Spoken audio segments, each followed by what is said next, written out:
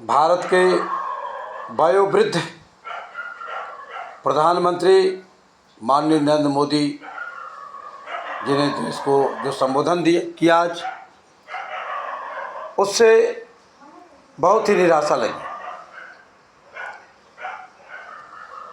माताओं, जिन बहनों की सिंदूर मिट गए, उस पे ट्रंप अमेरिकी राष्ट्रपति व्यापार ढूंढ रहा है।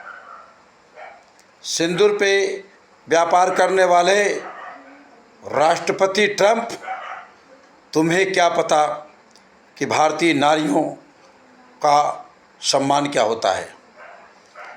सिंदूर मिट गए, पाकिस्तान मिट जाना चाहिए। लेकिन माननीय नरेंद्र मोदी जी,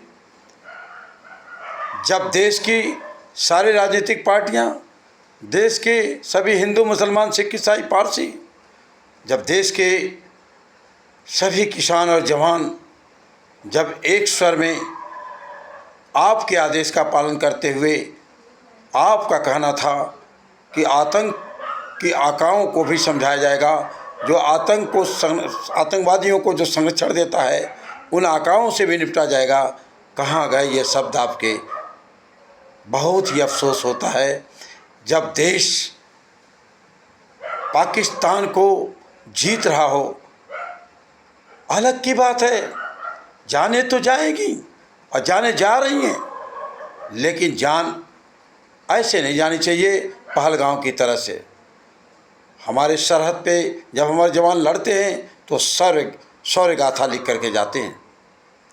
वो मौतें नहीं होती हैं, वो शहीद हुआ करते हैं। वो जीते जी वो उनको मोक्ष और मुक्ति मिलती है, जो बड़े बड़े ऋषि मुनियों को नहीं मिलता है। लेकिन ऐसे गोली से मरवा देना, फिर चाहते हैं पहलगांव की कोई घटना घटे, फिर आप भाषण मारें। माननीय नरेंद्र मोदी जी, आपके भाषण मुझे कतई पसंद नहीं आए।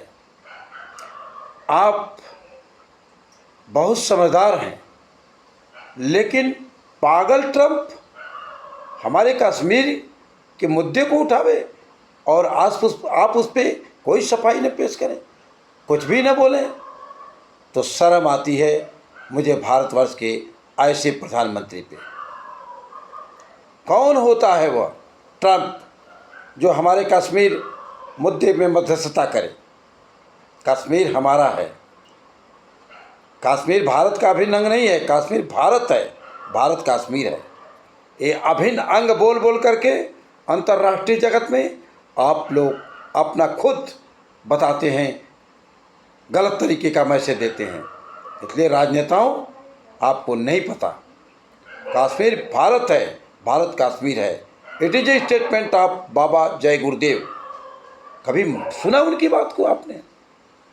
मदमस्त शराब पिलाते हो देश में, कहते हो सनातन लाएंगे, हिंदुत्व की बात करते हो, बूचड़ खाने को लाइसेंस देते हो, जनता को धोखा में रखते हो। 11 साल हो गए आपको देश में शासन करते हुए, सनातन का ढिढोरा पीटते हुए, हिंदुत्व की बात करते हुए, रामलला की बात करते हो और देश में शराब पिलाते हो। माननीय योगी जी, आप तो महात्मा हैं, आपसे तो उम्मीद की जा सकती है कि कम से कम राम और कृष्ण और बम-भोले की नगरी के रहने वाले और गोरखपीठ के पीठाधीश्वर महाराज जी, आप तो बूचड़ खानों का लाइसेंस ख़त्म करो, आप तो शराब पिलाना बंद करो। शराब पिलाते हो आप,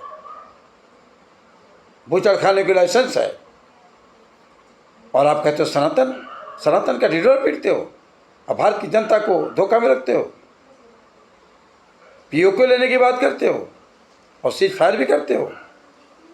पीओके पे बात करोगे आप? आज जब भारत की ज़बरदस्त सेनाएं पाकिस्तान को मुंहतोड़ जवाब दे रही थी, सरहदों पे हमारे भारतीय जो परिवार है वो भी 2 हाथ करने को तैयार, ऐसे मौके पे देश के प्रधानमंत्री ट्रंप के झांसे में आकर के और आप सीज फायर करवा दिए। नहीं होना चाहिए सीज फायर। ये पाकिस्तान हरामखोर देश, हरामखोर ये पाकिस्तानी मुसलमान ये कभी भी सुधरने वाले नहीं हैं। आप बार बार भारत की जनता को जोखिम क्यों दिलाना चाहते हैं? यही मौका है, यही समय है, और आप इनसे आर नहीं तो पार की हो ही जाना चाहिए। सीखे लाल बहादुर शास्त्री से, 7वां बेड़ा भेजा था अमेरिका ने, उखाड़ नहीं पाया था, विरोध किया था, नहीं माना उस व्यक्ति ने। आप कैसे मान गए? ट्रंप ने कह दिया कि मोदी मेरा दोस्त है।